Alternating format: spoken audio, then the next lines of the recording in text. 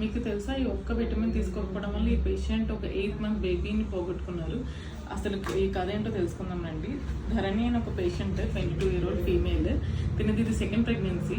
First ప్రెగ్నెన్సీలో actually తనకి baby neural tubal defects అంటే ఏంటంటే బ్రెయిన్ స్పైనల్ కార్డ్ సరిగ్గా ఫామ్ అవ్వకపోవడం వల్ల 5th month తన బేబీని ఆల్రెడీ ఒకసారి అబార్ట్ చేయించుకోవాల్సి వచ్చింది.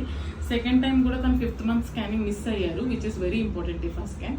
బట్ స్టిల్ అది మిస్ అయ్యారు. 6th month తనకు తెలిసింది తన బేబీకి ఆల్రెడీ మళ్ళీ కూడా brain and spinal cord defect వచ్చింది అని చెప్పి స్టిల్ తను కంటిన్యూ చేశారు ప్రెగ్నెన్సీ.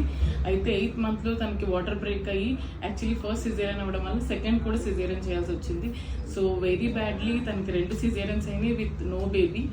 సో ఇక్కడ మీకు అర్థమవుతుంది కదా, just 1 and only folic acid తీసుకోకపోవడం వల్లే తనకి ఇదంతా జరిగింది. ఫస్ట్ టైం కూడా తను ఫోలిక్ యాసిడ్ తీసుకోలేదు ఫస్ట్ 3 months. సెకండ్ టైం కూడా అదే మిస్టేక్ చేశారు. యాక్చువల్లీ వితిన్ 1 monthలోనే తను కన్సీవ్ అయ్యారు. యూజువల్లీ ఇట్లా న్యూరల్ ట్యూబుల్ డిఫెక్ట్స్ ఉన్న వాళ్ళు minimum 4 to 5 mg per day 3 months before conception. అంటే మీరు ప్రెగ్నెన్సీ ప్లాన్ చేసుకునే ముందు ఒక 3 months ముందు నుంచి తీసుకుంటే మాత్రమే మన న్యూరల్ ట్యూబుల్ డిఫెక్ట్స్ నుంచి కాపాడగలుగుతాము. సో ప్రతి ప్రెగ్నెన్సీ పేషెంట్ కూడా మీకు గవర్నమెంట్లో చూపించుకున్న ప్రైవేట్లో చూపించుకున్నా కూడా ఫోలిక్ యాసిడ్ అనేది ఖచ్చితంగా ఇస్తారు. సో ఫస్ట్ 3 months ఖచ్చితంగా ఫోలిక్ యాసిడ్ అనేది వేసుకోండి. Thank you.